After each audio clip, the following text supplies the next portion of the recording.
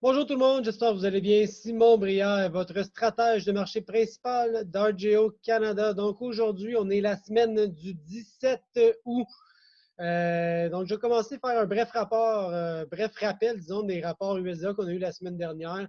Hein, on a eu quand même des informations intéressantes au niveau des rendements. C'est ça qui nous importait la semaine dernière, c'est les rendements. Des rendements qui sont quand même vérifiés à partir de sondage directement au niveau des fermes, 20 000 quand même, sondage fait au niveau de certains opérateurs, directement dans les champs aussi, et des images satellites. Donc, trois facteurs qui sont utilisés maintenant pour déterminer la projection au niveau des rendements. Et sans plus tarder, l'USDA nous a donné des rendements records au niveau du maïs, donc 181,8 boisseaux à l'heure qu'un record. Même chose au niveau du soya, j'ai 53,3 boisseaux à l'heure pour ce qui est du soya, un autre record. Donc, de manière générale, le maïs, soya, des rendements records qui ont un impact au niveau des bilans. Quand je regarde les bilans, ce qui m'intéresse le plus, c'est vraiment d'aller à la ligne en bas, regarder les ending stocks, c'est les inventaires de fin. Mais pour l'évaluation de cette année avec les rendements records, j'arrive essentiellement à 2,8 milliards de boissons. C'est plus que les dernières années. Et ça, même en fonction de la demande, à 14,8, qui est extrêmement élevée, cette demande-là, qui est plus que les dernières années là aussi. J'arrive quand même dans cette situation où j'ai quand même beaucoup d'abondance en termes de ratio d'utilisation par rapport à prix. Ça prendrait probablement une baisse de quasiment 1 milliard de boisseaux avant d'espérer peut-être un marché qui pourrait vraiment avoir des impacts significatifs au niveau de l'équilibre de prix. Sinon, mais 2020 va être une année d'abondance dans le maïs pour les bilans USDA qu'on a eu la semaine dernière. Similaire, mais pas exactement le même au niveau du soya. Les inventaires reviennent à des niveaux qu'on a déjà connus. On croyait que cette année, on passerait de 900 à 600 à 425 millions de boissons. Donc, graduellement, on descendait. Mais avec un rendement record, on se retrouve à avoir 610 millions de boissons et on revient dans un inventaire qui est somme toute adéquat. Donc, on est loin des super abondances de 2018. On se rapproche graduellement vers un prix d'équilibre dans lequel on a peut-être été plus habitué d'avoir dans les dernières années, qui suggère aussi un prix un peu mieux stabilisé là, à la Bourse de Chicago quand on regarde les perspectives. Donc, je barbouille pas mal partout, hein, vous me connaissez.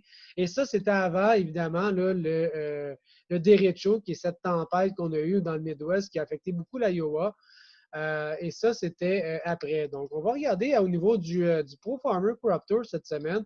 Chose que j'aime beaucoup voir. Ils partent chacun de chaque bout. Là. Ici, on part en Ohio. Ici, on part dans le Dakota du Sud. Et à chaque jour, on va aller faire un gros party à Des Moines en Iowa. Donc, chaque jour, chaque bout du Midwest va partir.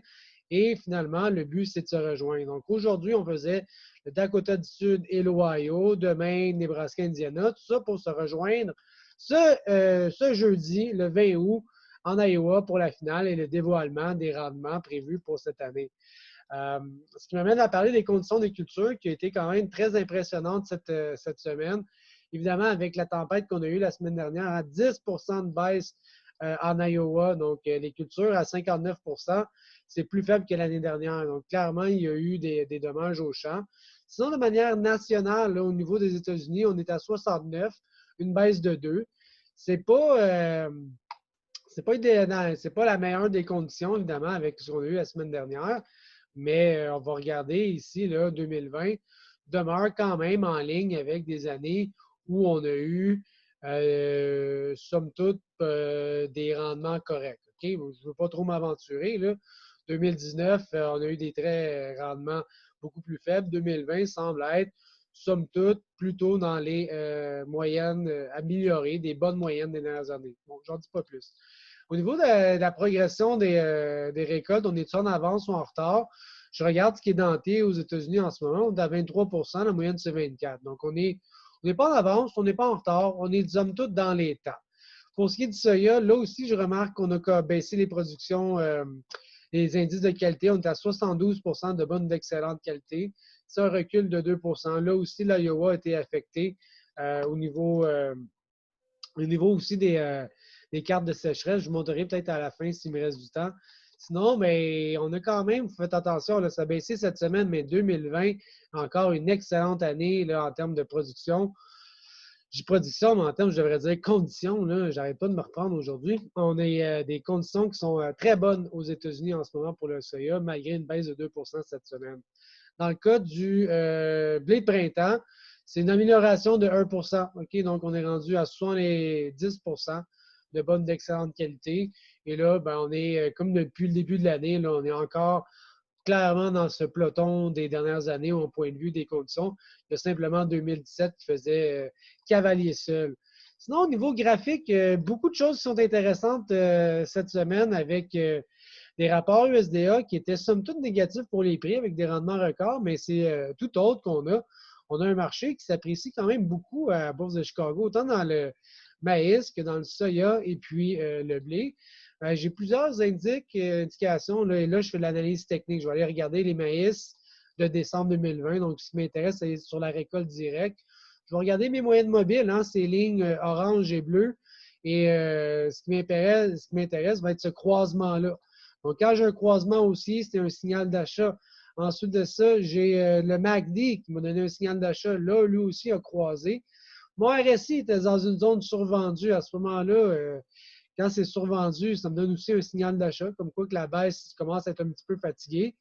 J'ai un support à 3,20 qui a tenu. Ça aussi, ça m'a donné un signal d'achat.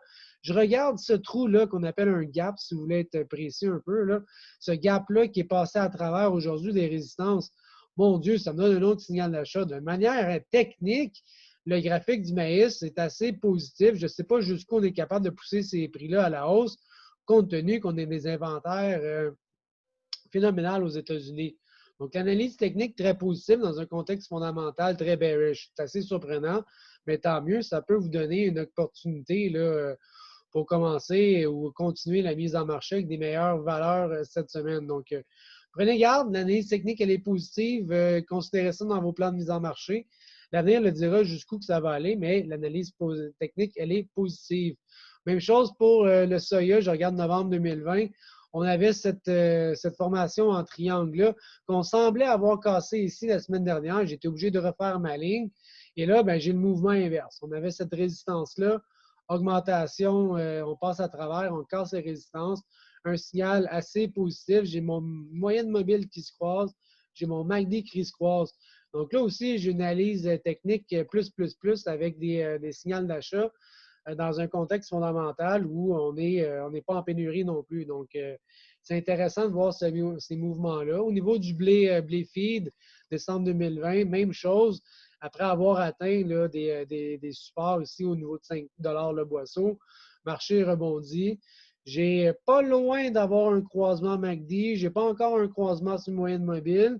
Donc là, l'analyse technique est peut-être un petit peu plus difficile dans le cas du blé, mais quand même, un très bon rebond d'au moins 26, au moins 25-30 cents, si ce n'est pas plus. Donc, l'analyse technique, A1, très positif. Plusieurs signaux d'achat. Au niveau de la météo, dans la dernière semaine, il y a quand même eu des bonnes précipitations dans le Midwest, mais je ne sais pas si c'est suffisant. Okay? On a eu des parsemés un peu partout. Ça a pu aider, mais regardez, par exemple, quand je regarde cette carte-là qui me parle un peu plus, dans le fond, c'est 30 jours. Okay? Le pourcentage de précipitation dans le pourcentage des normes, en normal, là, combien il y a de précipitations d'une année à l'autre de manière normal, mon Dieu. Et on voit bien ici qu'en Iowa, là, ben, il y en a quand même manqué, pas manqué, certaines parties de l'Iowa. Et là, ça veut dire aux alentours, là, c'est pas très, très scientifique. Là, je regarde la couleur, là, puis ça me dit, oh, peut-être ça, 50 des précipitations normales. Donc, je pense que la baisse de l'état des cultures dans l'Iowa va être, oui, à cause de l'orage, mais deuxièmement, probablement aussi à cause des cartes de sécheresse puis du manque d'eau dans les dernières semaines. Ce qui m'amène quand même à regarder la prochaine semaine. Youp, là, c'est un peu dry. Okay? Il n'y a pas beaucoup de précipitations prévues pour le Midwest cette semaine. Et quand je regarde les cartes long terme, là aussi, ce n'est pas les cartes les plus pluvieuses. Une annonce du temps un peu plus chaud, un peu plus sec pour le 6 à 10 jours. Ça m'amène du 24 au 30. Donc, pour la fin du mois d'août, attendez-vous à avoir je vais dire des sécheresses, mais des temps plus chauds et secs aux États-Unis. Donc, analyse technique positive, météo, un petit peu de complications avec les précipitations, l'état des cultures qui recule un peu, le Pro Farmer cette semaine, les bilans qui sont encore là très, très, très flexibles et abondants. On a des beaux facteurs à surveiller cette semaine. Donc, soyez prudents. Je pense que ce n'est pas une trop longue capsule. Je vous souhaite un bon lundi, une bonne Coupe Stanley et soyez prudents. Des questions, commentaires, n'hésitez pas à me contacter. Bye!